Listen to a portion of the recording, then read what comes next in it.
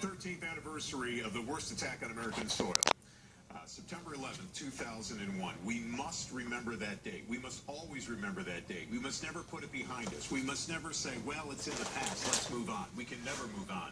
The other thing that we must remember is that we're not any safer today, maybe less safe than we were on that day. And part of the reason is because this administration has eviscerated our military. We've not gone after our enemies, and our southern border is wide open.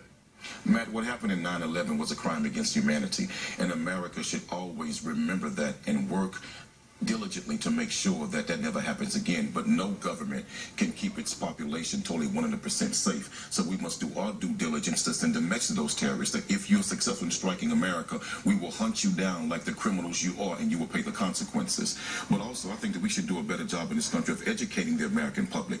The first time that airplanes were used to kill hundreds and potentially thousands of people in this country was not September the 11th. It was in the 1930s in Tulsa, Oklahoma, when on a Sunday afternoon, white people who were jealous of the prosperity of an entire black community as well got in airplanes and bombed less than a minute and killed hundreds, and some studies say up to 4,000 African Americans were murdered in Tulsa, Oklahoma using airplanes. What has that got to do with 9/11? What has that got to do with what the hell we're talking about? Because you said, how do we remember? And what I want you to understand is we should remember 9/11 the same way we remember Tulsa, Oklahoma, and what happened with that terrorist act against black people. Let me explain something to you, Quanell. These people in the Middle East, like ISIS, they want to kill you, they want to kill me, they want to kill your kids, they want to kill everybody. So instead of making this a racist argument, let's talk about Americans. We're all Americans, right? And Matt, so let's protect the hundreds, potentially thousands that were murdered